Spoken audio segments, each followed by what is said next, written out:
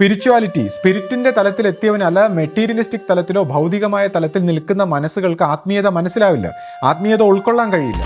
അതായത് പൂർണ്ണസ്വാമി ഗംഗാധര മാഷ് അറിയാലോ, അപ്പൊ അദ്ദേഹം എന്തൊക്കെയോ സംസാരിച്ചതായിട്ട് ഒരു വീഡിയോയിൽ പറയുന്നുണ്ട്. ഒരു പ്രത്യേക തലത്തിലേക്ക് ഉയർന്നു കഴിഞ്ഞാൽ അയാളുടെ പാസ്റ്റ് മൊത്തം എടുത്ത് നോക്കാൻ പറ്റും, അയാളുടെ ഫ്യൂച്ചർ കാണാൻ പറ്റും. പിന്നെ അടുത്ത ഒരു തലത്തിലേക്ക് പോയി കഴിഞ്ഞാൽ മറ്റൊരാളിൻ്റെ പാസ്റ്റ് മൊത്തം കാണാം, മറ്റൊരാളുടെ ഫ്യൂച്ചർ കാണാൻ പറ്റും. പിന്നെ ഇതിനേക്കാളും ഉയർന്ന സകലമായ ക്രിയേഷൻ്റെയും പാസ്റ്റും ഫ്യൂച്ചറും കാണാൻ പറ്റും. പോകാൻ പറ്റുന്നില്ല. അപ്പൊ പിന്നെ ഗുരു പറഞ്ഞതുപോലെ ഒരു 4 പേരെയൊക്കെ വെച്ച് ഭരിക്കണമെന്ന് ഗുരു പറഞ്ഞിട്ടുണ്ടല്ലോ. ആ രീതിയിൽ പിന്നെ ആശ്രമം, ഗുരുവിന്റെ ആശ്രമം ആ രീതിയിൽ നടത്തിയാൽ പോരെ.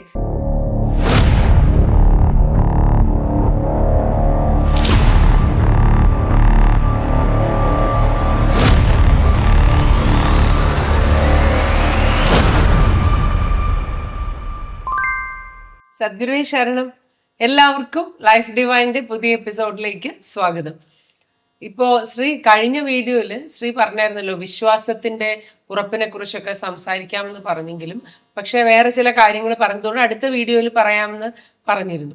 അപ്പോൾ ഈ വീഡിയോയിൽ നമുക്ക് അതിനെക്കുറിച്ചൊന്ന് സംസാരിക്കാം. അതായത് നമുക്കിപ്പോൾ വിശ്വാസം ഉള്ളപ്പോഴും നമുക്ക് ജീവിതത്തിൽ പ്രതിസന്ധികളും അല്ലെങ്കിൽ മറ്റു കാര്യങ്ങളും വിഷമങ്ങളൊക്കെ വരുമ്പോൾ നമ്മളിങ്ങനെ ആ വിശ്വാസത്തിൽ ഒരു കുറവും അല്ലെങ്കിൽ സംശയമൊക്കെ വരുന്നു. അപ്പം എങ്ങനെ നമുക്ക് ആ വിശ്വാസത്തിൽ അത് ഒരു ഉറപ്പുണ്ടാക്കാം, ആ വിശ്വാസം എങ്ങനെ നമുക്ക് ഉറപ്പിക്കാം, നമ്മുടെ ഈ വിഷമസന്ധികളിൽ നമുക്ക് എങ്ങനെ അതിനെ ഒരു നല്ല രീതിയിലേക്ക് നമുക്ക് ചാനലൈസ് ചെയ്ത് വിടാം എന്നുള്ള ഒരു കാര്യമാണ് നമുക്ക് ഈ ഒരു വീഡിയോയിൽ ചോദിക്കാനുള്ളത്. ശ്രീ ഒന്ന് പറയണം. സദ്ഗുരുവേ ശരണം. ഇപ്പോൾ ഈ വിശ്വാസത്തിൻ്റെ ഉറപ്പിനെ കുറിച്ച് സംസാരിക്കുമ്പോൾ ഞാൻ ഒരുപാട് കാര്യങ്ങൾ പറഞ്ഞു കഴിഞ്ഞ വീഡിയോയിലൊക്കെ. അപ്പോൾ സത്യത്തിൽ ഇതെല്ലാം ഈ വിശ്വാസത്തിൽ ഉറപ്പ് ഉണ്ടാക്കിയെടുക്കാൻ വേണ്ടി പല സംശയ നിവാരണങ്ങൾ വരാനുള്ള കാര്യങ്ങൾ തന്നെയാണ് പറയുന്നത്. ഇപ്പം ഇന്നും ഞാൻ ഈ വിഷയത്തെ ഡയറക്റ്റായിട്ട് അഭിമുഖീകരിക്കാതെ മറ്റ് ചില കാര്യങ്ങളിൽ ചില സംശയ നിവാരണങ്ങളെല്ലാം വരുത്തിയിട്ട് അവസാനം നമുക്കിതിനെക്കുറിച്ച് സംസാരിക്കാം. ഇപ്പം ഞാൻ ഈ വീഡിയോ ഒക്കെ എടുക്കുന്നതിൽ നിന്നൊക്കെ ഒരു ഗ്യാപ്പ് എടുക്കാമെന്ന് വിചാരിച്ചിരിക്കുകയായിരുന്നു. കുറച്ച് എല്ലാ കാര്യങ്ങളിൽ നിന്നും ഒത്തിരി സൈലൻ്റായിട്ട് കുറച്ച് ഒരു പോസിറ്റീവ് വൈബ്രേഷനിൽ അങ്ങനെ പോകാം, ശാന്തമായിട്ട് പോയിട്ട്.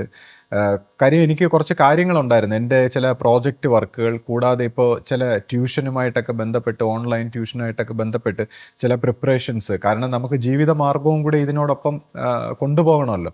അപ്പോൾ ആ അർത്ഥത്തിൽ നമ്മൾ ചില കാര്യങ്ങളിലേക്ക് ഫോക്കസ് ചെയ്യുന്നതിൻ്റെ ഭാഗമായിട്ട് ഞാനൊന്ന് മാറി നിൽക്കാം കുറച്ചു കാലം. കൂടാതെ നമ്മുടെ ചാനൽ നമുക്ക് അതിനുശേഷം റിവൈവ് ചെയ്തുകൊണ്ട് പുതിയ രീതിയിൽ, അതായത് നമ്മളിപ്പോൾ കുറച്ചു കാലമായിട്ട് കുറേ സംശയ നിവാരണങ്ങളും മറ്റ് ചില ചാനലിലെ ആരോപണങ്ങളും അപ്പോൾ അങ്ങനെയൊക്കെ ഉള്ള കാര്യങ്ങളായിരുന്നു നമ്മൾ ചർച്ച ചെയ്തുകൊണ്ടിരുന്നത്. അപ്പോൾ ഇതെല്ലാം മാറ്റി വെച്ചിട്ട് നമുക്ക് ഇനി ചാനലിനെ നമുക്ക് പോസിറ്റീവായിട്ടുള്ള മറ്റ് ഗുരുക്കന്മാരൊക്കെ സംസാരിച്ചിരിക്കുന്ന കാര്യങ്ങൾ, അല്ലെങ്കിൽ നമുക്ക് പോസിറ്റീവായിട്ടുള്ള ചില യാത്രകളോ അല്ലെങ്കിൽ എന്തെങ്കിലുമൊക്കെ പുതിയ പുതിയ രീതിയിൽ നമുക്ക് ചാനലിനെ തന്നെ നമുക്ക് കൊണ്ടുവരാമെന്നൊക്കെ ഉള്ള കാര്യം ഞാനിങ്ങനെ ചിന്തിച്ചുകൊണ്ടിരിക്കുകയായിരുന്നു.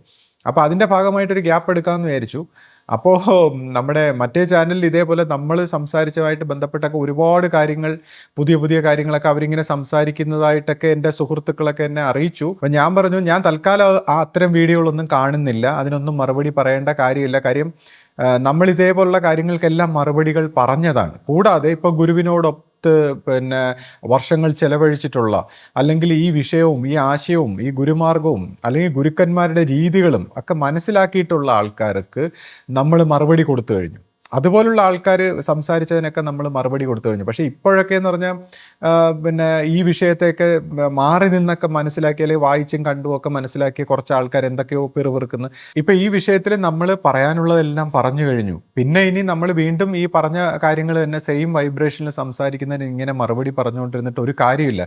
കൂടാതെ ഞാൻ പറഞ്ഞു, ഇതേപോലുള്ള നെഗറ്റീവായിട്ടുള്ള കാര്യങ്ങൾ, ഒരുപാട് പരാതികളും പ്രശ്നങ്ങളുമായിട്ടുള്ള ഒരു വൈബ്രേഷനിൽ നിൽക്കുന്നത് ആർക്കും നല്ലതല്ല. ഇപ്പോൾ എൻ്റെ സുഹൃത്തുക്കളോട് ഞാൻ പറയും, ഇതേപോലുള്ള വീഡിയോകൾ കാണുമ്പോൾ നമുക്കിപ്പോൾ ഒരു രസമായിട്ടായിരിക്കും, ഒരു ആത്മസുഖം, ഇങ്ങനെ പരദൂഷണവും കുറ്റവും കുറവും ഒക്കെ കേൾക്കുമ്പോഴൊക്കെ നമുക്ക് മനുഷ്യൻ്റെ ഒരു പ്രത്യേക ഫ്രീക്വൻസിയിൽ നമുക്കിതൊരു സുഖമാണ്, മനുഷ്യനൊരു ലഹരിയാണ്, ഒരു രസമാണ്.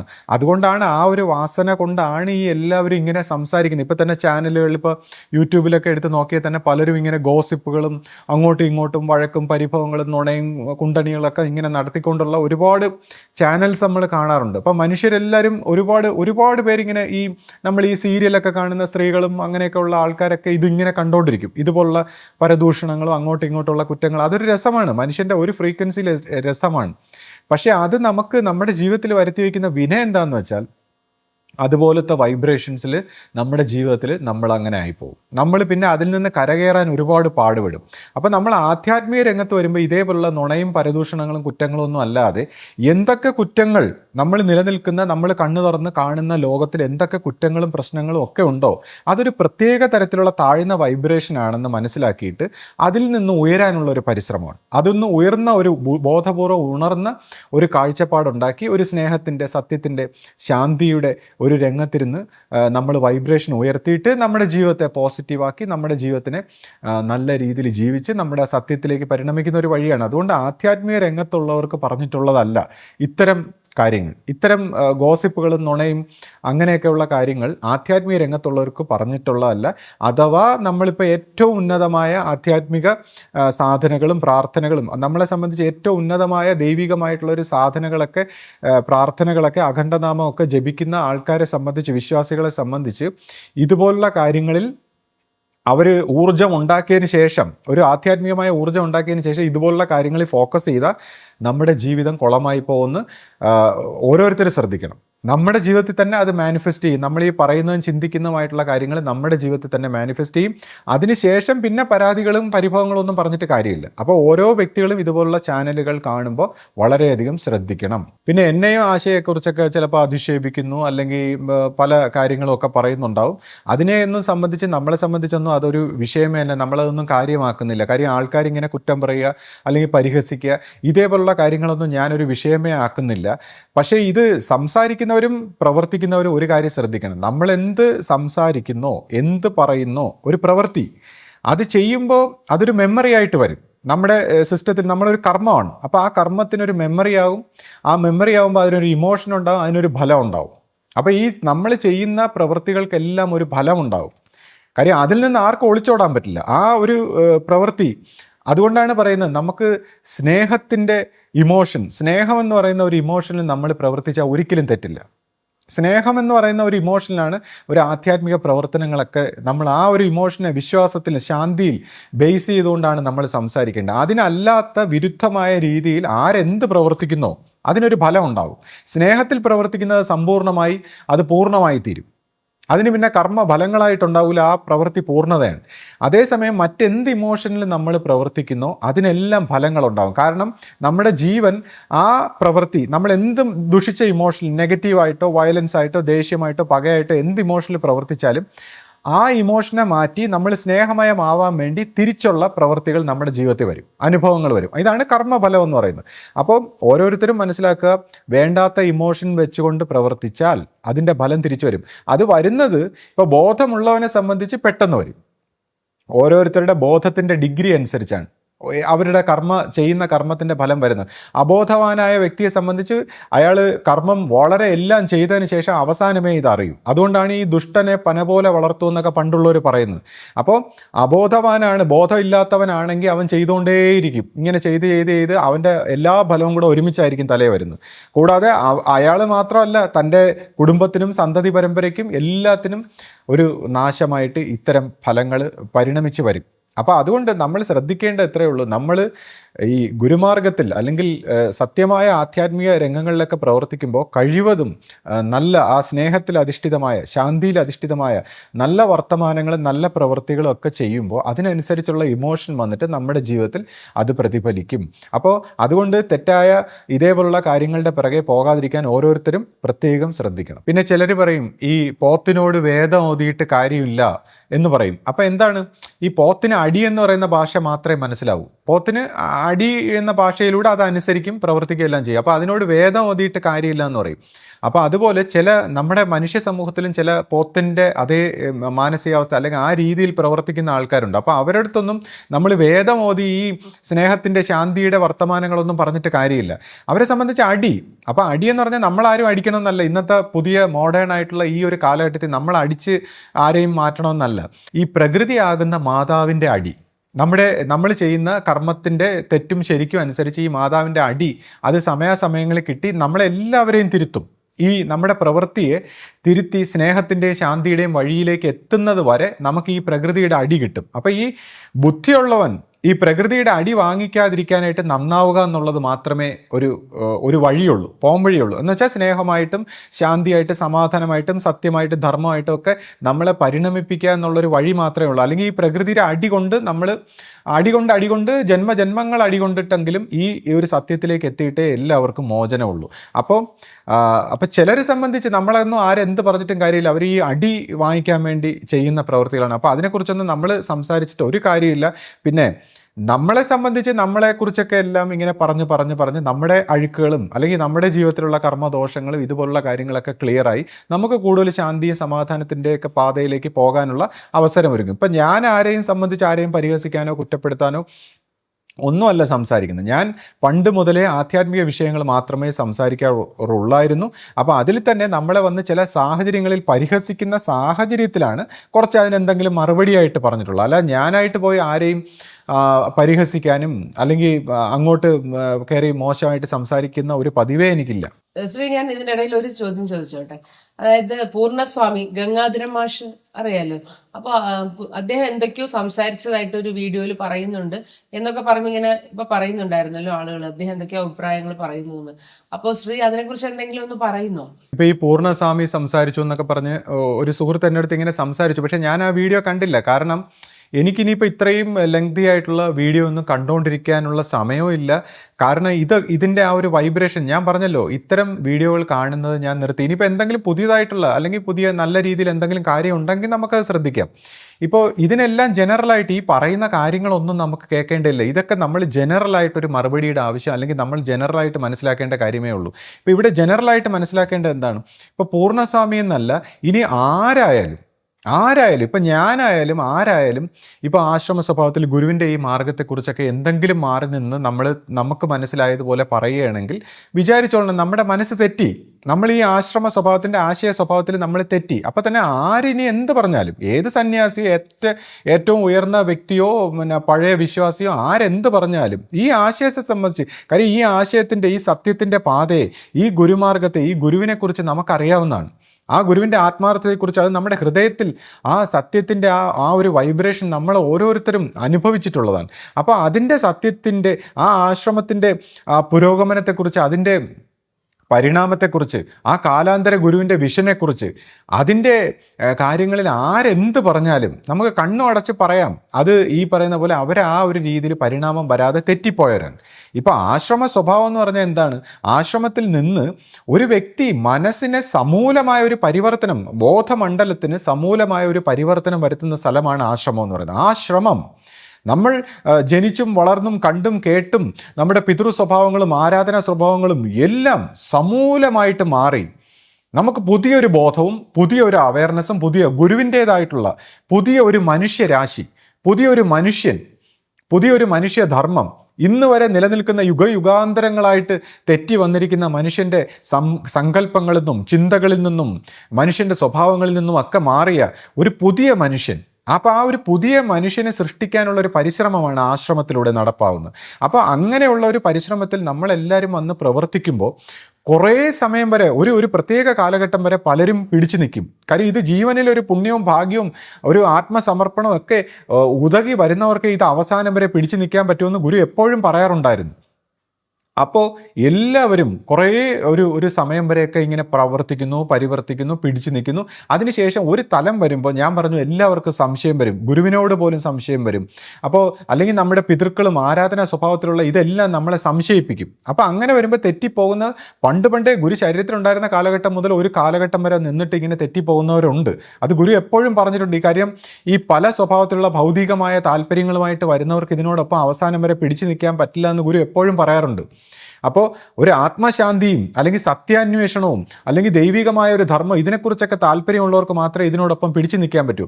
അപ്പോൾ അഥവാ നമുക്ക് ആദ്യമേ വരുമ്പോൾ ഈ ഒരു സ്വഭാവത്തിലൊന്നും നമുക്ക് താല്പര്യം ജനിച്ചിട്ടില്ലെങ്കിലും നമ്മൾ എന്തെങ്കിലും കാര്യസാധ്യമായിട്ടോ എന്തെങ്കിലും വിഷയമായിട്ടോ ഒക്കെ ആയിരിക്കും വന്നിട്ടുള്ള രോഗമായിട്ടോ പ്രശ്നങ്ങൾ. അപ്പോൾ അതെല്ലാം മാറിക്കഴിഞ്ഞിട്ട് ഈ ഭൗതികമായിട്ടുള്ള കാര്യങ്ങളുടെ മാത്രം പിറകെ ചിന്തിക്കാതെ നമ്മുടെ ജീവന്റെ തലത്തിൽ ഉണരണം.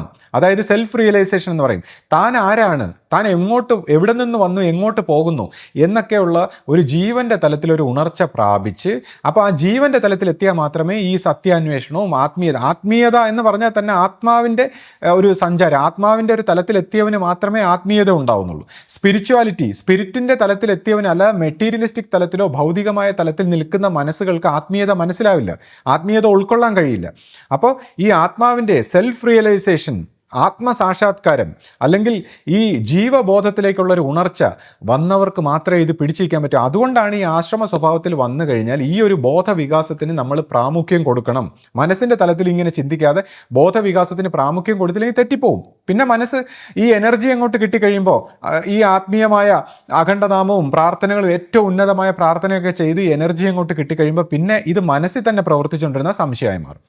അപ്പോൾ അതുകൊണ്ട് ജീവബോധത്തിൽ ഉണരുമ്പോൾ ജീവൻ അറിയാം എങ്ങോട്ട് പോകണം, ദൈവികമായ സത്യം, ശാന്തി, സമാധാനം എന്നൊക്കെ പറയുന്ന വശത്തിലേക്ക് പോകും. അപ്പോൾ ഈ ഒരു വശത്ത് മനസ്സിന് സമൂലമായ പരിവർത്തനം വരുത്തിയിട്ടില്ലെങ്കിൽ അവർ തെറ്റിപ്പോകും. അപ്പോൾ അവരിങ്ങനെ പലതും പറയും. അപ്പോൾ ഒരു സന്യാസി, ഏതെങ്കിലും ഒരു സന്യാസിയോ ഏത് വ്യക്തിയോ ഒരു തലം വരെ എത്തി, അതിനുശേഷം അദ്ദേഹത്തിന് ഇത് ഉൾക്കൊള്ളാൻ കഴിയുന്നില്ല. അദ്ദേഹത്തിന് ഒന്നേ അദ്ദേഹത്തിൻ്റെ മനസ്സിനെ വിടണം, എന്നിട്ട് സ്നേഹത്തിൻ്റെ ഭാഗത്തിൽ ഗുരുവിനോടൊപ്പം ചേരണം, അല്ലെങ്കിൽ അദ്ദേഹത്തിൻ്റെ അഹന്തയെ വിട്ട് ഗുരുവിനോടൊപ്പം നിൽക്കണമെന്ന് പറയുന്ന സ്ഥലത്ത് എത്തുമ്പോൾ അതിന് കഴിയാതെ വരുമ്പോൾ, അതിന് ഭാഗ്യം ഉതകാതെ വരുമ്പോൾ, അല്ലെങ്കിൽ എന്തെങ്കിലും അദ്ദേഹത്തിന് തെറ്റിക്കുന്ന ഒരു സാഹചര്യം വരുമ്പോൾ അദ്ദേഹം തെറ്റിപ്പോയിട്ട് അങ്ങനെയുള്ളവർ സംസാരിക്കുന്ന കാര്യങ്ങൾ ഇനി അവരെന്ത് പറഞ്ഞിട്ടും കാര്യമില്ല എന്നുള്ളതാണ്. അവരെന്ത് പറഞ്ഞിട്ടും നമുക്കെന്തെടുക്കാനാണ് അതിനകത്ത്? അപ്പോൾ അതുകൊണ്ട് തന്നെ ആ വീഡിയോ ഇതേപോലെ തെറ്റിപ്പോയി, അല്ലെങ്കിൽ ഈ വിഷയത്തിൽ നിന്ന്, ഈ ദൈവികമായ ധർമ്മത്തിൻ്റെ, ഈ സത്യത്തിൻ്റെ ഒരു വശത്തുനിന്ന് തെറ്റിപ്പോയവർ എന്തെങ്കിലുമൊക്കെ പറയുന്നത് കേട്ടിട്ട് നമുക്കെന്ത് അതിനകത്തുനിന്ന് എടുക്കാനാണ്?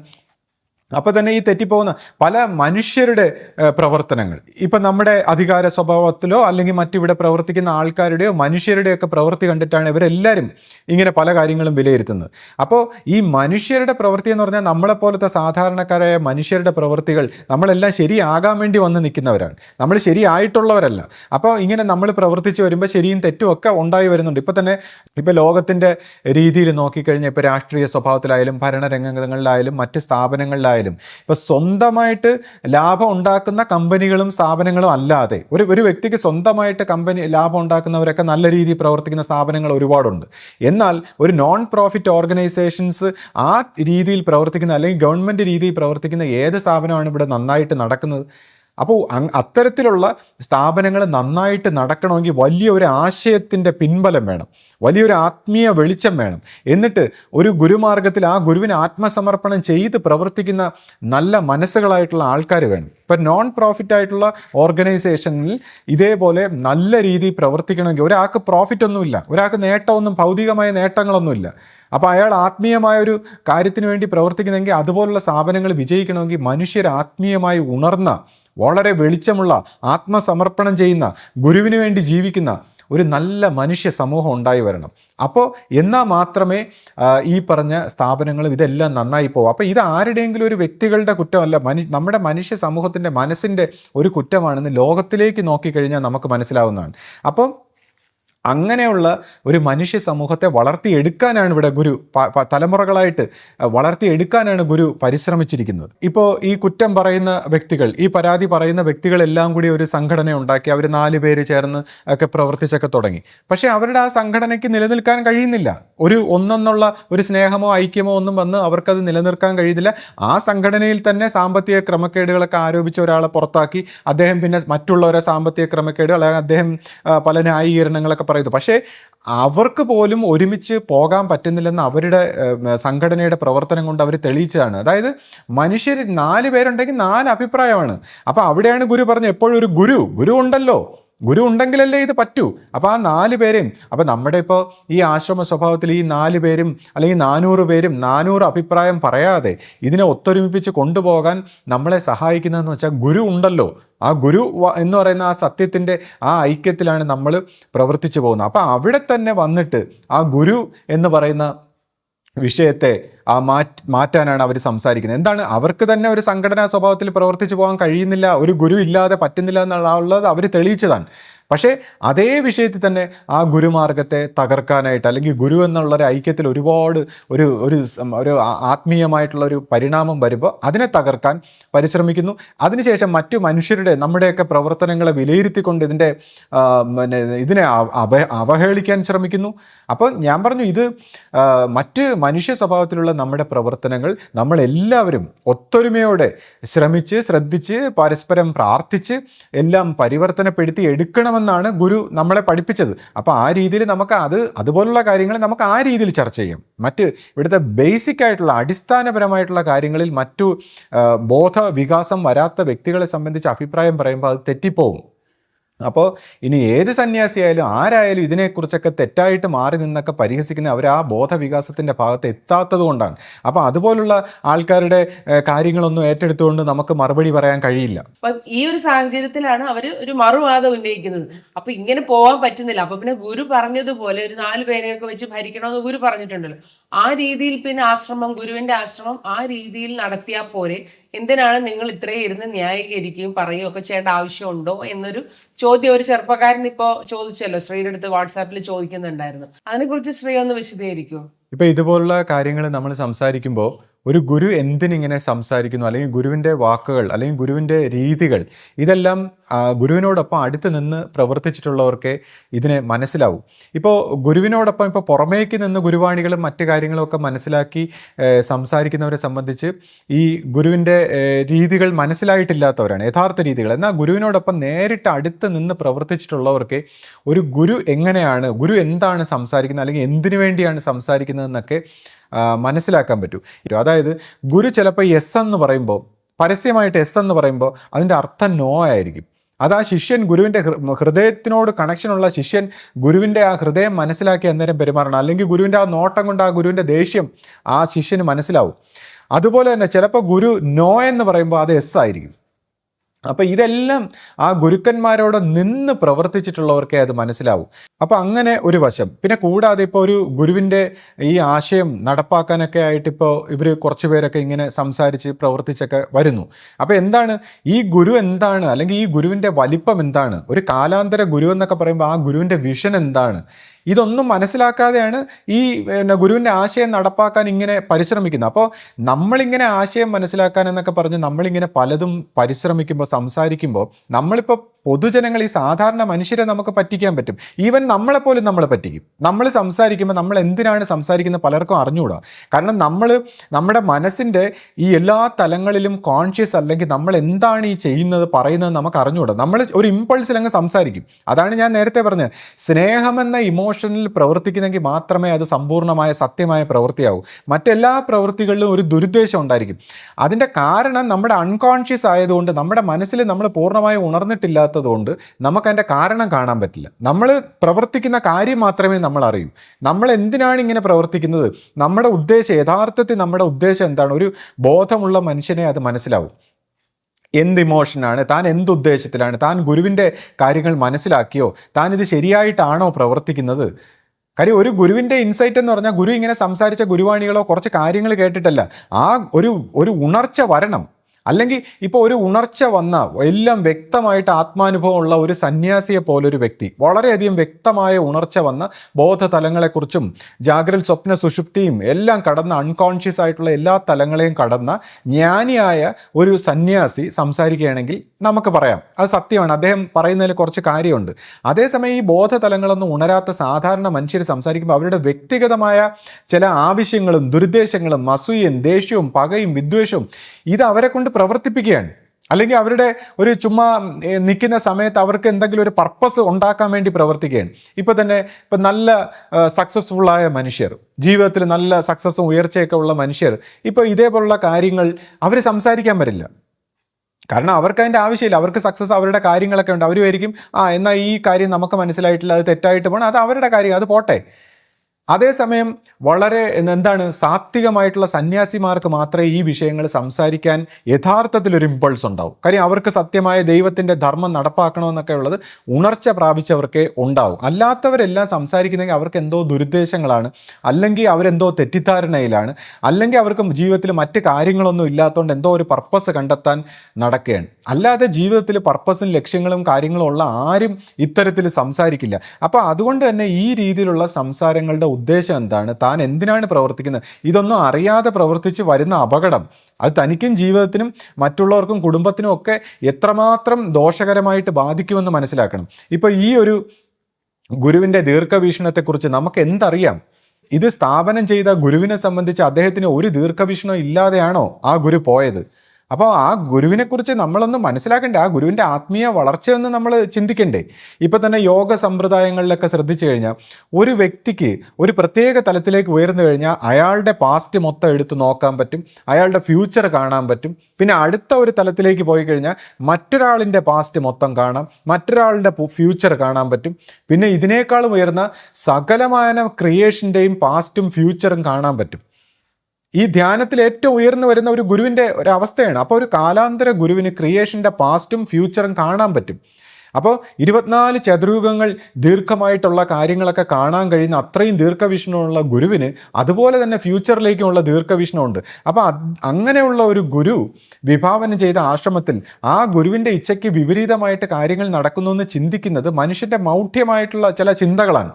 ഈ വിഷയത്തെ മനസ്സിലാക്കാത്തൊരു കാര്യമാണ്. ഇപ്പോൾ ഒരു ഉദാഹരണമായിട്ട് ഇപ്പോൾ ആശയോട് ഗുരു ഒരു സമയത്ത് ഗുരുവിൻ്റെ റൂമിൽ വന്ന സമയത്ത് ആശയുടെ ജീവിതത്തെക്കുറിച്ച് ഗുരു പറഞ്ഞ ഒരു കാര്യം ഒന്ന് ആശ ഒന്ന് പറഞ്ഞു കൊടുക്കുമോ? അത് ഒരിക്കലും ഗുരുവിന്റെ റൂമിൽ ഞാൻ ഗുരുവിനെ നമസ്കരിക്കാൻ ചെന്നപ്പോൾ ഗുരു പറഞ്ഞു, മോൾ അവിടെ റൂമിന്റെ ആ മൂലയിൽ ഇരുന്ന് പ്രാർത്ഥിച്ചുകൊണ്ടിരിക്കാൻ പറഞ്ഞു. എന്നിട്ട് അഭിമന്യ ശിഷ്യപൂജിതയെ വിളിച്ചിട്ട് പറഞ്ഞു, ഇങ്ങനെ എൻ്റെ കാര്യം ഒന്ന് നോക്കിയിട്ട് വരാൻ പറഞ്ഞു. അങ്ങനെ ഞാൻ അവിടെ ഇരുന്ന് ഇങ്ങനെ പ്രാർത്ഥിച്ചുകൊണ്ടിരുന്നു. ഗുരു അവിടെ ഉണ്ട്. അങ്ങനെ വേറെ ആരുമില്ല. അപ്പോൾ ജെന്നി സങ്കല്പമൊക്കെ ചെയ്തിട്ട് ജെന്നി വന്നിട്ട് ഗുരുവിൻ്റെ അടുത്ത് പറഞ്ഞിട്ട് ജെന്നി പോയി. അപ്പോൾ ഗുരു അവിടെ വെച്ച് എന്നോട് പറഞ്ഞു, ഇങ്ങനെ മോൻ്റെ ജീവിതം, അതായത് അന്ന് പറഞ്ഞു ഇത് അവസാനം വരെ എങ്ങനെ എൻ്റെ ജീവിതത്തിൽ എന്തൊക്കെ വരും, അല്ലെങ്കിൽ എന്താണ് എൻ്റെ ജീവിതത്തിൻ്റെ ഒരു പുരോഗതി, ജീവൻ്റെ ഒരു കാര്യം എന്താണ്, അത് നോക്കിച്ചതാണ്. മോള് കുറച്ച് വിഷമിക്കേണ്ടി വരും എന്ന് പറഞ്ഞു. ഒരുപാട് വിഷമിക്കേണ്ടി വരും, പക്ഷേ ഗുരുവിൻ്റെ തുണയുണ്ടാവും, അതുകൊണ്ട് ധൈര്യമായിട്ട് ഇരിക്കണം എന്ന് പറഞ്ഞു. പിന്നീട് പല കാര്യങ്ങളും എൻ്റെ അടുത്ത് ഇന്ന സമയത്ത് ഇങ്ങനെ ഒരു അപമാനം ജീവിതത്തിലുണ്ടാകും, അന്ന് സ്വന്തം കുടുംബത്തിൽ നിന്ന് തന്നെ ഈ വലിയ രീതിയിൽ അപമാനം ഉണ്ടാവും, അപ്പോൾ മോള് പേടിച്ചു പോകരുത്, ആശ്രമത്തിലുള്ളവർ മുഴുവനും നിന്നെ കുറ്റം പറയും, അപ്പോൾ ഗുരുവിൻ്റെ ഈ ഒരു വാക്ക് ഓർത്ത് നമ്മൾ ധൈര്യമായിട്ട് ഇരിക്കണമെന്ന് പറയും. അപ്പോൾ അതുപോലെ ഓരോ കാര്യങ്ങൾ എൻ്റെ അടുത്ത് ഇങ്ങനെ പറഞ്ഞു തന്നായിരുന്നു ഗുരു. അങ്ങനെ പറഞ്ഞിട്ട് പറഞ്ഞു, പിന്നെ അന്ന് എൻ്റെ അമ്മ ചെറുപ്പത്തിൽ ഗുരു ഇവിടെ നിർത്താൻ പറഞ്ഞിട്ട് നിർത്താത്തത് കൊണ്ട് ഇങ്ങനെ ജീവിതത്തിൽ ഇങ്ങനെയൊക്കെയുള്ള ഒരുപാട് പ്രതിസന്ധികൾ മോൾക്ക് നേരിടേണ്ടി വന്നതാണ്. അത് ഇനി ഓരോന്നോരോന്ന്. ഇപ്പോൾ ചില സമയങ്ങളിൽ ഗുരു എന്നെ വിളിച്ചിട്ട് പറയായിരുന്നു, നാളെ ഇന്നത് പോലെ ഒരു വിഷമം ഉണ്ടാവും, മോൾ പേടിച്ചു പോകരുത്, ഗുരു ഉണ്ടാവും എന്ന് പറഞ്ഞു. ആ കാര്യത്തിൽ എനിക്കുള്ള ഒരു വലിയൊരു അനുഭവം എന്താണെന്ന് വെച്ചാൽ, പിന്നീട് ഗുരു എന്നോട് സംസാരിച്ച കാര്യങ്ങളൊക്കെ ശിഷ്യപൂജിത തന്നെ ഗുരു ആദിസങ്കല്പത്തിൽ ലയിച്ചതിന് ശേഷം എൻ്റെ ജീവിതത്തിൽ ഈ ഇഷ്യൂസൊക്കെ ഉണ്ടായപ്പോൾ ഒരിക്കലും ശിഷ്യപൂജിത എന്നെ വിളിച്ചിട്ട് പറഞ്ഞു, എല്ലാം ഗുരു പറഞ്ഞു തന്നിട്ടില്ലേ മോളുടെ അടുത്ത്, പിന്നെ എന്തിനാണ് നീ ഇത്ര പേടിക്കുന്നത്, ധൈര്യമായിട്ടിരിക്കെ, ഗുരു തുണയ്ക്കും എന്ന് എന്നോട് പറഞ്ഞു. ഇപ്പൊ ഇവിടെ തന്നെ ഒരു വ്യക്തിയുടെ ജീവിതത്തിൽ എന്തെല്ലാം അതിൻ്റെ തുടക്കം മുതൽ അവസാനം വരെ എങ്ങനെ ആയിരിക്കും, അല്ലെങ്കിൽ അതിന് എന്തെല്ലാം സൂക്ഷിക്കണമെന്നൊക്കെ പറഞ്ഞേക്കുന്നത് ഇപ്പോൾ ആശയുടെ ജീവിതത്തിൻ്റെ ഈ ഒരു കാര്യം വരുമ്പോൾ നമുക്ക് മനസ്സിലാക്കാവുന്നതാണ്. അപ്പോൾ ഇതുപോലെ തന്നെ ഈ ആശ്രമത്തിൻ്റെ ഈ പ്രസ്ഥാനത്തിൻ്റെ കാര്യം ഗുരു എടുത്ത് നോക്കില്ലേ? അപ്പോൾ ഗുരുവിന് അതിനെക്കുറിച്ചൊരു ധാരണ ഉണ്ടാവില്ല. അപ്പോൾ ഗുരുവിന് ഒരു ധാരണ ഇല്ലാത്തതുപോലെ, അല്ലെങ്കിൽ ഗുരു ഇവിടെ ഇല്ലാത്ത ഒരു നാഥനില്ല കളരി പോലെയാണ് ഇവർ ഈ സംസാരിക്കുന്നത്. അപ്പോൾ ഇവിടെ ഇതൊരു ഗുരുമാർഗത്തിൽ ഗുരുവിൻ്റെ ഒരു നിശ്ചയപ്രകാരം അനുഭവശാലിയായ ഒരു ഗുരു ഉണ്ടായിരിക്കുന്നു, ആ വാക്കിനനുസരിച്ചാണ് ഇത് പോകേണ്ടതെന്നുള്ള രീതിയിലാക്കിയിട്ടാണ് ഗുരു ഇവിടെ പോയേക്കുന്നത്. പിന്നെ ഇപ്പോൾ ഗുരു എന്തിനാണിത് സംസാരിച്ചത്, ഇങ്ങനെയൊക്കെ സംസാരിച്ചതെന്ന് പറയുമ്പോൾ ഞാൻ പോലും പല സമയത്തും ചിന്തിച്ചിട്ടുള്ള കാര്യമാണ്. അപ്പം ഞാൻ ഓരോ സമയത്തും ഈ വിഷയത്തെ ഇങ്ങനെ എടുത്ത് ധ്യാനിച്ച് ഇതിനെക്കുറിച്ചൊരു ആൻസറിന് വേണ്ടി ഞാനിങ്ങനെ ധ്യാനിച്ചു പോകുമ്പോൾ എനിക്ക് മനസ്സിലായിട്ടുള്ള പല കാര്യങ്ങളും ഞാൻ പല സമയത്തും പറഞ്ഞിട്ടുണ്ട്. അപ്പോൾ തന്നെ നമ്മളിങ്ങനെ ഓരോ പ്രാവശ്യവും ധ്യാനിക്കുമ്പോൾ ഓരോ രീതിയിലാണ് ഈ കാര്യങ്ങളെ മനസ്സിലാവുന്നത്. അപ്പോൾ ഇങ്ങനെ പല പല കാര്യങ്ങളെ പുതിയ പുതിയ രീതിയിൽ ഇങ്ങനെ പുതിയ പുതിയ വിശദീകരണങ്ങളാണ് വരുന്നത്. അപ്പോൾ ഞാൻ ഗുരുവിനോട് ഒരു സമയത്ത് ഇങ്ങനെ ധ്യാനത്തിൽ ചോദിച്ചു, ഗുരുവേ ഇതെങ്ങനെ ഈ ഓരോ സമയത്തും ഓരോ രീതിയിൽ എന്താ പറയുന്നത്?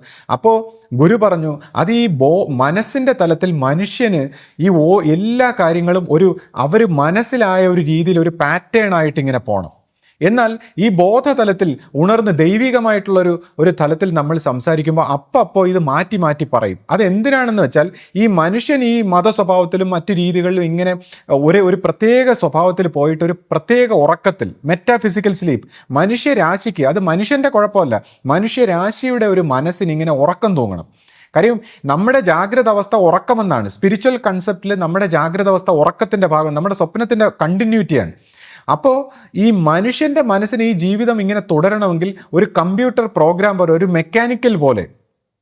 മെക്കാനിക്കൽ റോബോട്ടിനെ പോലെ മനുഷ്യൻ്റെ മനസ്സിന് തുടരാനുള്ള സംസ്കാരമാണ് മനുഷ്യൻ തേടുന്നത്. അപ്പോൾ ഈ മനുഷ്യൻ്റെ ഈ നമ്മുടെ ഈ ബയോളജിക്കൽ ബ്രെയിൻ, അതിൻ്റെ ചിന്തയെന്ന് പറഞ്ഞാൽ ഭൗതികമായ ജീവിതത്തിന് വേണ്ടി ഉണ്ടാക്കിയിരിക്കുന്നതാണ്. അപ്പോൾ ആ ബ്രെയിനിൻ്റെ ചിന്ത വെച്ച് വിലയിരുത്തുന്നവരെ സംബന്ധിച്ച് അതിനൊരു മെക്കാനിക്കൽ പ്രോഗ്രാം പോലെ തുടരാൻ വേണ്ടിയുള്ളതാണ്. അപ്പോൾ അവരുടെ ആത്മീയതയും ഈ മനുഷ്യൻ്റെ ബ്രെയിൻ കൊണ്ട് മനസ്സിലാക്കുന്ന ആത്മീയതയും സത്യം പറഞ്ഞാൽ ഇങ്ങനെ ഒരു മെക്കാനിക്കൽ ലൈഫ് നടത്താനുള്ളതാണ്. അപ്പോൾ ആ മെക്കാനിക്കൽ ലൈഫിൽ നിന്ന് ഉണർത്താൻ വേണ്ടിയാണ് ബോധതലത്തിൽ നിന്ന്, സ്പിരിച്വലായ ആധ്യാത്മിക മണ്ഡലത്തിൽ നിന്ന് ഓരോ സമയവും മാറി മാറിയുള്ള വ്യത്യസ്തമായിട്ടുള്ള പുതിയ മനുഷ്യൻ്റെ ധാരണകളെ പൊളിച്ചടുക്കുന്ന അറിവുകളായിരിക്കും തരുന്നത്. അതുകൊണ്ടാണ് ഈ ഗുരുക്കന്മാരോടൊപ്പം ശിഷ്യന്മാർ നിൽക്കുമ്പോൾ അവർ വളരെയധികം ബുദ്ധിമുട്ടുന്നത്. കാരണം ഗുരുക്കന്മാർ ഓരോ സമയവും മനുഷ്യൻ ഉണ്ടാക്കി വെച്ചേക്കുന്ന നമ്മൾ ഇങ്ങനെ അങ്ങ് പോകാമെന്നുള്ളൊരു സെറ്റപ്പിലായിരിക്കും നമ്മൾ പോണത്. പക്ഷേ ഗുരു പെട്ടെന്ന് അതങ്ങ് പൊളിച്ചെടുക്കും. അപ്പോൾ ഗുരു നമുക്കൊരു ധാരണ ഉണ്ടാക്കാൻ സമ്മതിക്കില്ല. അത് ഗുരുമാർഗത്തിൽ ആശ്രമ സ്വഭാവത്തിൽ പ്രവർത്തിച്ചിട്ടുള്ളവർക്കേ അറിയാവും. ഗുരുക്കന്മാരൊരു ധാരണ ഉണ്ടാക്കി ഉറക്കം തൂങ്ങി യുഗയുഗാന്തരങ്ങൾ ഉറങ്ങാനുള്ള ഒരു ആരാധന മാർഗമല്ല തരുന്നത്. ഗുരുക്കന്മാർ മനസ്സിനെ പൊളിച്ചടുക്കി പൊട്ടിച്ച് ജീവനെ സ്വതന്ത്രമാക്കി ആ ആനന്ദത്തിലേക്ക് പോകാനാണ്. അപ്പോൾ അതുകൊണ്ട് ഗുരുക്കന്മാരെ അപ്പോൾ മാറ്റി മാറ്റി അറിയിക്കും. അപ്പോൾ ഈ വിഷയം ഞാൻ പല ഗുരുക്കന്മാരുടെയും അനുഭവത്തിൻ്റെ വെളിച്ചത്തിൽ സംസാരിച്ചിട്ടുണ്ട്, എൻ്റെ സ്വന്തം അനുഭവത്തിൽ സംസാരിച്ചിട്ടുണ്ട്. അപ്പോൾ ഗുരുക്കന്മാരിങ്ങനെ മാറ്റി പറയും പലതും. നമ്മൾ ഒരു കാര്യം ദർശനത്തിൽ ചോദിക്കുമ്പോൾ പോലും ഒരു വിഷയത്തിൻ്റെ കാര്യം പോലും നമുക്ക് പിന്നീട് പുതിയൊരു രീതിയിലായിരിക്കും. അപ്പോൾ ഗുരു പറഞ്ഞു, അത് അന്ന് ആ സമയത്തിൽ ആ സാഹചര്യത്തിൽ അങ്ങനെ അറിയിച്ചു, ഇപ്പോൾ പുതിയൊരു സാഹചര്യത്തിൽ പുതിയ സിറ്റുവേഷനിൽ അത് ഇങ്ങനെ അറിയിക്കുകയാണ്. അപ്പോൾ ഗുരു പറയുന്നത് എന്താണെന്ന് വെച്ചാൽ, നിങ്ങൾക്കൊരു കാര്യം പറഞ്ഞു തന്നിട്ട് ഒരു മെക്കാനിക്കലായിട്ട് റോബോട്ടിക്കായിട്ട് പോകുന്ന റോബോട്ടിക് ജീവിതം, എലൈവായിട്ടുള്ള ജീവൻ ഉണർന്ന എലൈവായിട്ടുള്ള ഒരു മനുഷ്യനാകണ്ടേ, ഒരു എലൈവ് ബോധമുള്ള ഒരു മനുഷ്യനാകണമെങ്കിൽ നിങ്ങൾക്ക് അപ്പം തരുമ്പോൾ, പുതിയത് തരുമ്പോൾ എന്താ സ്വീകരിക്കാൻ ഇത്ര മടി? പുതിയ കാര്യങ്ങൾ തരുമ്പോൾ എന്തുകൊണ്ട് മനുഷ്യന് സ്വീകരിക്കാൻ പറ്റുന്നില്ല? കാര്യം അവൻ്റെ പഴയ പാറ്റേണിൽ അവൻ ഉറങ്ങണം. ഇപ്പോൾ ഈ എതിർപ്പ് നയിക്കുന്ന ഈ പല മതസ്വഭാവത്തിലും പല രീതിയിൽ ഈ ആൾക്കാരെ അടിയുണ്ടാക്കുന്നതും ബഹളം വെക്കുന്നതും എന്തുകൊണ്ടാണ്? ഈ ലോകത്തിൽ യുദ്ധങ്ങൾ തന്നെ നടക്കുന്നത് എന്തുകൊണ്ടാണ്? അവർക്ക് ഉറങ്ങണം, അവരറിഞ്ഞ കാര്യങ്ങളുമായിട്ട് സമാധാനമായിട്ട് ഉറങ്ങണം. പക്ഷെ പുതിയ വ്യത്യസ്തമായ കാര്യങ്ങൾ വരുമ്പോൾ അടിയുണ്ടാക്കുകയാണ്. അപ്പോൾ ഈ അടിയുണ്ടാക്കുന്ന ഈ സ്വഭാവത്തെ ധ്യാനം കൊണ്ട്, ശാന്തി കൊണ്ട്, സമാധാനം കൊണ്ട് നമ്മൾ അതിവർത്തിക്കണമെന്നുള്ളതാണ് ഗുരുക്കന്മാരുടെ ഇത്. അപ്പം ഞാൻ ഒരു സമയത്ത് ഈ മാറ്റിയും തിരിച്ചും പറയുന്ന കാര്യം ഞാൻ പറഞ്ഞു ഗുരുക്കന്മാർ, പിന്നെ അപ്പോൾ ഗുരുക്കന്മാർ ഇത് അറിയിച്ചു തരുമെന്ന് പറഞ്ഞു.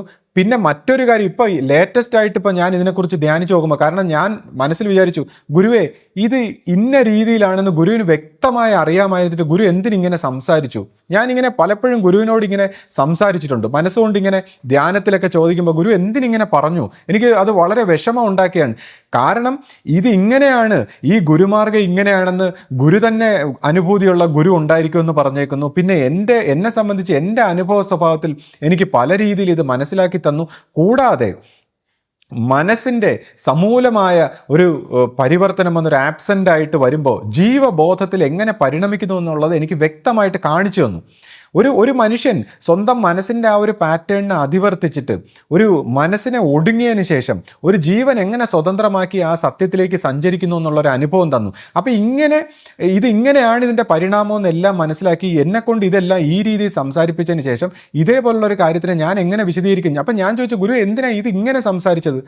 അങ്ങനെ ഒരു കാര്യം ഞാനിങ്ങനെ ചിന്തിച്ചപ്പോൾ, കാരണം ഒരു വശത്ത് ഗുരു തന്നെ ഇതെല്ലാം ഇങ്ങനെ കൊണ്ടുപോകുന്നു, എന്നാൽ മറുവശത്ത് ഇങ്ങനെയും കൊണ്ടുപോകുന്നു. അതിനുശേഷം ഗുരുവിൻ്റെ കാര്യം പറയുമ്പോൾ തന്നെ ഗുരു സംസാരിച്ച കാര്യങ്ങൾ അത് ഈ ഗുരുവിനോടൊപ്പം പ്രവർത്തിച്ചിട്ടുള്ളവർക്കേ അറിയാവൂ. ഈ സാധാരണ മനുഷ്യർ ഒരു പാറ്റേണിൽ ഇങ്ങനെ പോകാനാണ് ആഗ്രഹിക്കുന്നത്. ഗുരു എന്ന് പറഞ്ഞാൽ അതും ശരിയാണ് ഇതും ശരിയാണെന്ന് പറഞ്ഞു കളയും. അങ്ങനെ ഇങ്ങനെയും ശരിയാണ് അങ്ങനെയും ശരിയാണ്. അപ്പം എല്ലാം ശരിയാണെന്നൊക്കെ ഉള്ള ഒരു തലത്തിൽ, എന്നാൽ നമ്മൾ തെറ്റെന്ന് വിചാരിക്കുമ്പോൾ, നമ്മൾ ശരിയെന്ന് വിചാരിക്കുമ്പോൾ അത് തെറ്റാണെന്നുള്ളൊരു തലത്തിൽ ഇങ്ങനെ പല രീതിയിൽ ഇങ്ങനെ ഫോളോ ചെയ്യാൻ, അതായത് മനസ്സുകൊണ്ട് ഫോളോ ചെയ്യാൻ പറ്റാത്തൊരു പ്രതിസന്ധി, അത് ഇൻ്റലിജൻ്റ് ആയിട്ട് സീരിയസ് ആയിട്ട് ചിന്തിക്കുന്നവർക്ക് ഇത് മനസ്സിലാവും. മനസ്സുകൊണ്ട് ഗുരുവിനെ ഫോളോ ചെയ്യാൻ പറ്റുന്നില്ല, മനസ്സ് പൊട്ടുന്നു. അപ്പോൾ എന്ന് വെച്ചാൽ നമുക്ക് ഒരു സീരിയസ് ആയിട്ട് ഇതിനെ ഫോളോ ചെയ്യുന്ന ആളിൻ്റെ മനസ്സ് പൊട്ടുന്നു, വിഷമിക്കുന്നു, അയാൾ ധർമ്മസങ്കടത്തിലാവുന്നു.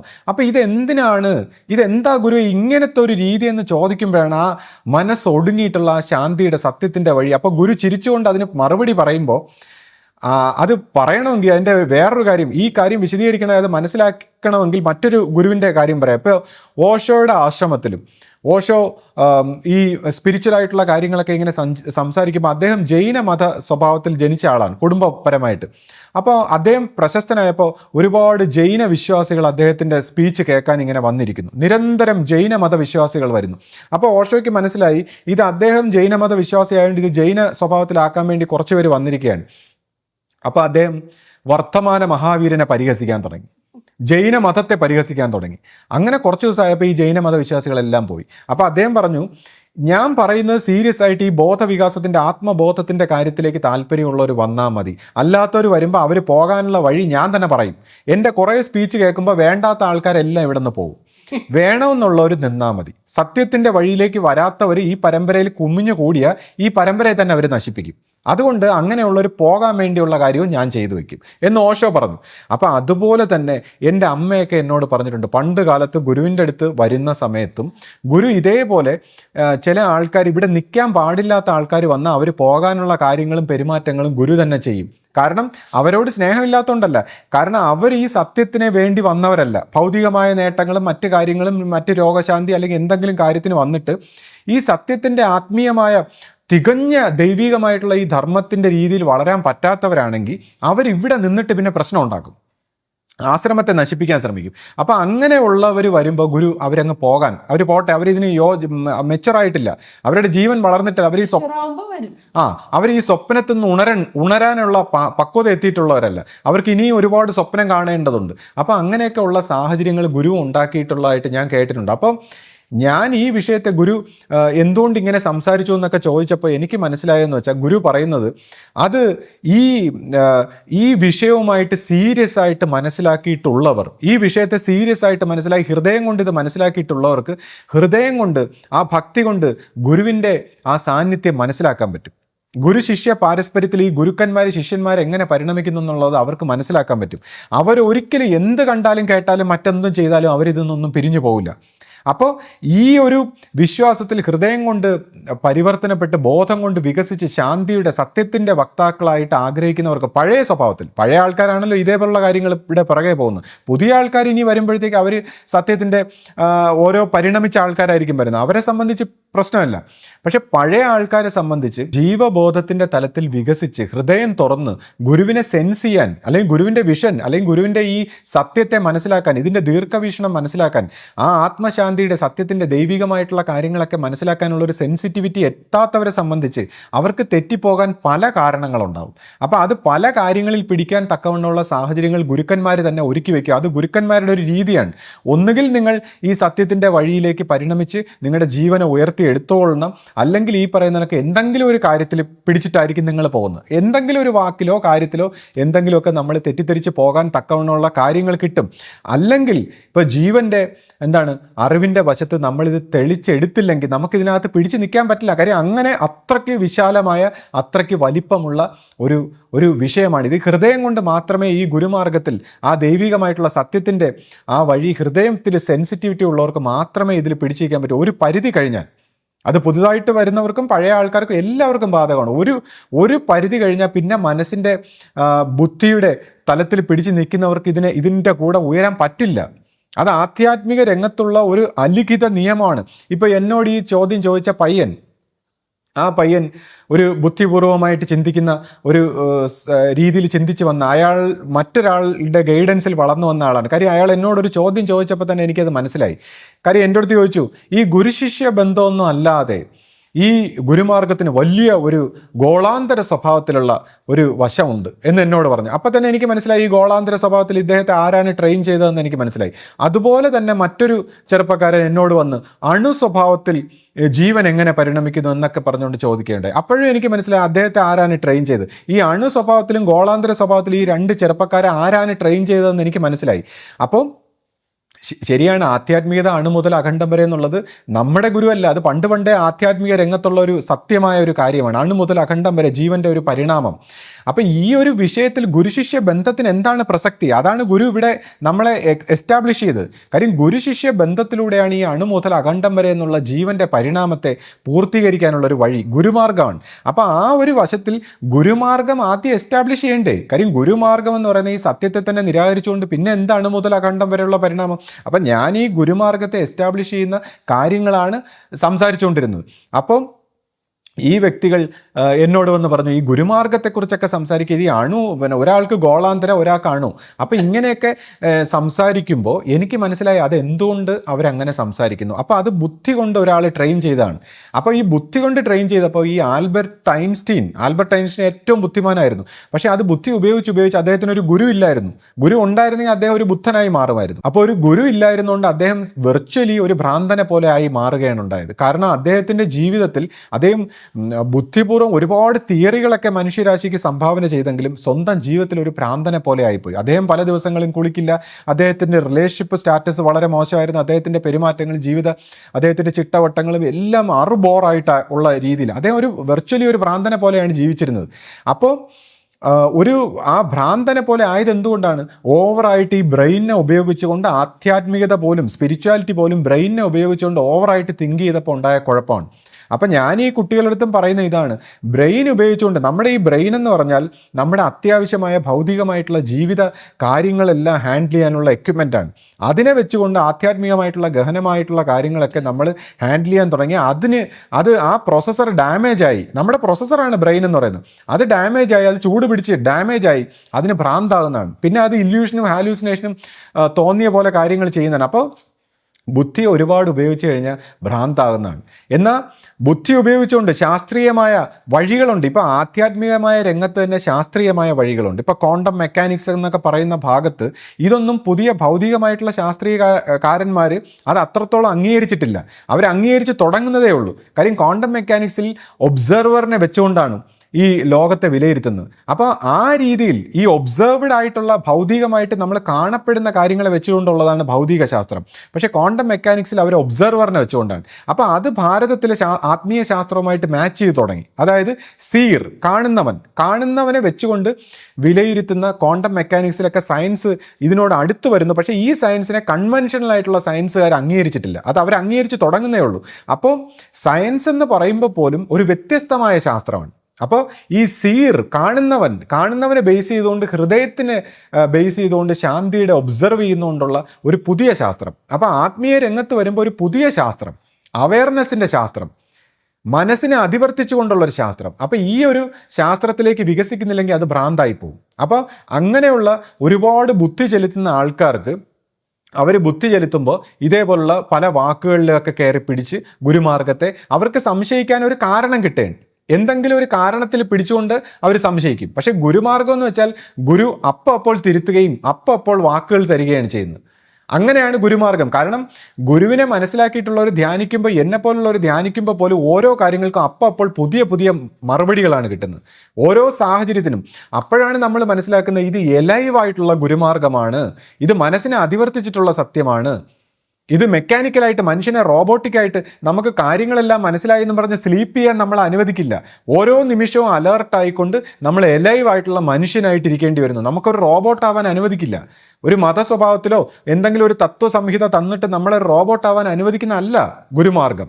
അപ്പോൾ ഇത് എലൈവായിട്ട് നിൽക്കേണ്ടി വരും. അപ്പോൾ നമ്മുടെ ബുദ്ധിക്ക് അതീതമായിട്ടുള്ള, നമ്മൾ ചിന്തിക്കാത്ത കാര്യങ്ങൾ ഇങ്ങനെ ഗുരു അറിയിക്കും. അപ്പോൾ അങ്ങനെ നമുക്ക് ഇൻഡിവിജ്വൽ ആയിട്ടുള്ള നമ്മുടെ അനുഭവ സ്വഭാവത്തിൽ ദർശനത്തിലൊക്കെ നോക്കുമ്പോൾ അല്ലെങ്കിൽ മെഡിറ്റേഷനിൽ നോക്കുമ്പോൾ നമുക്കിത് മനസ്സിലാകുന്നെങ്കിൽ കറക്റ്റ് ഗുരുമാർഗത്തിൽ ഗുരു എങ്ങനെ പ്രവർത്തിക്കും, ആ ഗുരു അപ്പോൾ അറിയിക്കുക. അപ്പം ഞാൻ ആ പയ്യനോട് പറഞ്ഞു, എന്നാൽ ഗുരു അന്ന് അങ്ങനെ പറഞ്ഞെങ്കിൽ ഗുരു ഇന്ന് ഇങ്ങനെയാണ് പറയുന്നത്, ഇത് സ്വീകരിക്കുക.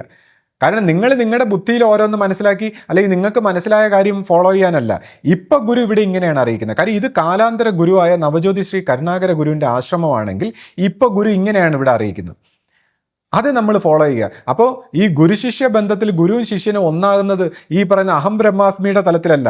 അതുകൊണ്ടാണ് പറയുന്ന മനുഷ്യരൂപത്തിലെ ഗുരുവിന്റെ ബോധവുമായിട്ട് ഗുരുശിഷ്യ ബന്ധത്തിൽ ഒന്നാവുന്നവൻ അവസാനം വരെയും തൻ്റെ അവബോധമായിട്ട് ഗുരുവിനെ കാണുമ്പോഴും താനെന്ന് പറയുന്ന മനുഷ്യൻ എന്ന് പറയുന്ന മനസ്സും ശരീരവും ചേർന്ന ഓർഗാനിസത്തെ അവൻ സെപ്പറേറ്റ് ആയിട്ടാണ് കാണുന്നത്. അപ്പോൾ ആ ഒരു സാക്ഷിഭാവത്തിൽ ഗുരുബോധത്തിൽ ലയിച്ചു നിൽക്കുന്ന പ്രവൃത്തികൾ എങ്ങനെയാണെന്ന് ഇതെല്ലാം അനുഭവ തലത്തിൽ മനസ്സിലായവർക്ക് മാത്രമേ മനസ്സിലാവൂ.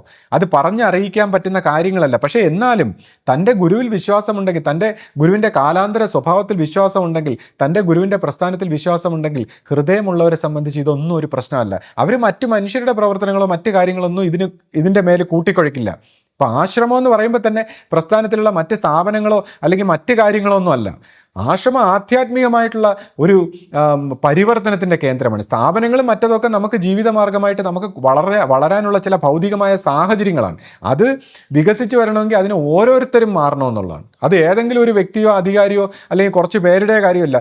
ഓരോരുത്തരും ആ വൈബ്രേഷനിൽ എന്തുമാത്രം ശുദ്ധമാകണം എന്നാൽ മാത്രമേ ഈ പറയുന്ന സ്ഥാപനങ്ങളും സാഹചര്യങ്ങളും എല്ലാം നല്ല രീതിയിൽ പരിണമിക്കും. അപ്പോൾ ഏതായാലും ഓരോരുത്തർക്കും പല രീതിയിലുള്ള സംശയങ്ങളും പ്രശ്നങ്ങളും പരാതികളും ഒക്കെ ഉണ്ടായ സ്ഥിതിക്ക് എല്ലാവർക്കും യോജിച്ച് പോകാൻ അല്ലെങ്കിൽ എല്ലാവർക്കും പറ്റുന്ന ഒരു സൊല്യൂഷൻ ഞാൻ കണ്ടെത്തിയിരിക്കുകയാണ് ഗുരുവിൻ്റെ രീതിയിൽ.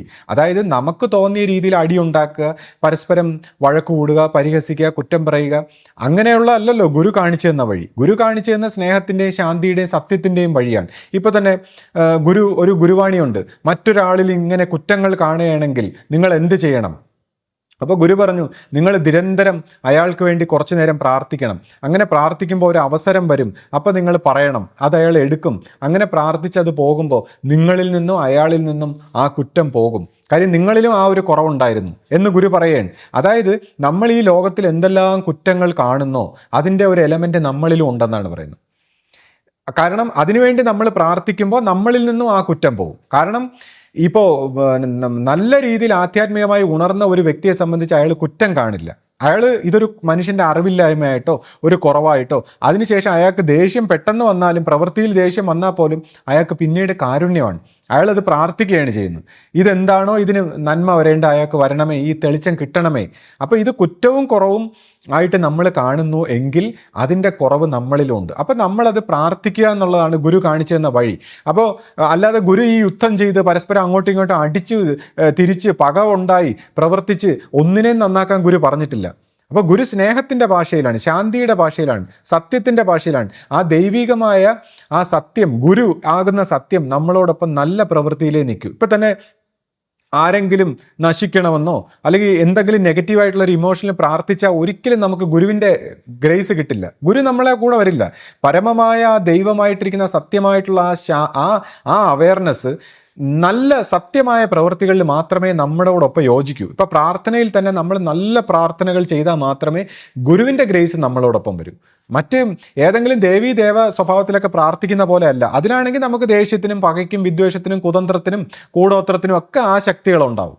പക്ഷേ പരമമായ ദൈവം സ്നേഹത്തിനും ശാന്തിക്കും സത്യത്തിനും അനുസരിച്ചുള്ള പ്രാർത്ഥനകളിലേ നമ്മളോടൊപ്പം നിൽക്കും. അപ്പോൾ ആ ഒരു വൈബ്രേഷനെയും കൊണ്ട് നമ്മുടെ എല്ലാ കാര്യങ്ങളും ശരിയാക്കാനുള്ളൊരു വഴി ഇപ്പം നമ്മൾ ശ്രദ്ധിക്കുകയാണെങ്കിൽ, ഇപ്പോൾ കഴിഞ്ഞു പോയിട്ടുള്ള ദേവി ദേവ സ്വഭാവത്തിലോ അല്ലെങ്കിൽ ഇന്നുവരെ വന്നിരിക്കുന്ന തെറ്റിനെയോ എടുത്തു കളയാൻ ഗുരു അതിനെ ഒന്നും നശിപ്പിക്കുകയല്ല ചെയ്ത്.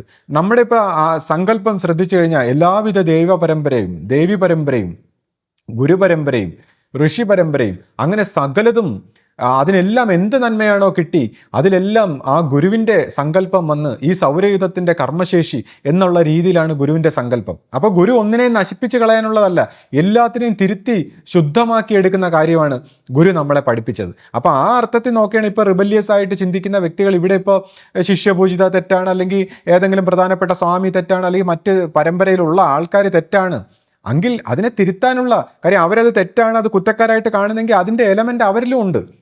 അല്ലെങ്കിൽ അവർ കാരുണ്യ സ്വഭാവത്തിലായിരിക്കണം കാണേണ്ടത്, അറിവില്ലാത്ത മനുഷ്യരാണെന്ന്. പക്ഷെ അങ്ങനെ അല്ലല്ലോ.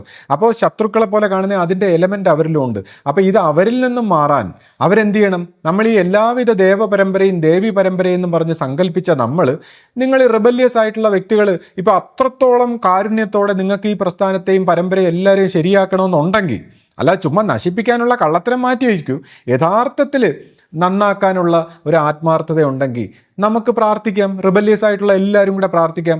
എല്ലാവിധ വിശ്വാസികളും എല്ലാവിധ സന്യാസിമാരും എല്ലാവിധ അധികാരികളും ആ പ്രധാനപ്പെട്ട സന്യാസിയും ശിഷ്യപൂജിതയും എല്ലാവർക്കും എന്താണോ എൻ്റെ ഗുരുവിൽ നിന്ന് കിട്ടേണ്ടത് അവരിലൂടെ പ്രവർത്തിച്ച് അത് സകലത്തിലും ഈ സൗരയുധത്തിലും എല്ലാം വ്യാപിച്ച് നമ്മളിൽ എല്ലാവർക്കും എന്താണോ കിട്ടേണ്ടത് ആ നല്ല ഒരു സങ്കല്പം നിങ്ങൾ എഴുതി വെച്ച് നിരന്തരം ചെയ്യൂ, പ്രാർത്ഥിക്കൂ.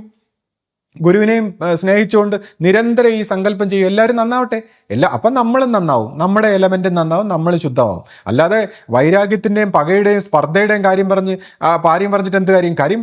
ഗുരു എല്ലാവരെയും നന്നാക്കാൻ വേണ്ടിയല്ലേ പ്രവർത്തിച്ചിട്ടുള്ളത്? നമ്മുടെ ഗുരു ഏറ്റവും മോശപ്പെട്ട സ്വഭാവത്തിലുള്ള ആൾക്കാർ വരുമ്പോൾ പോലും അവരെ കാരുണ്യപൂർവ്വം അടുപ്പിച്ച് നിർത്തി നന്നാക്കാനാണ് പരിശ്രമിച്ചിട്ടുള്ളത്. അപ്പോൾ ഗുരു പറഞ്ഞതെന്ന് വെച്ചാൽ ഞാൻ നന്നാക്കിയില്ലെങ്കിൽ പിന്നെ ആര് നന്നാക്കും?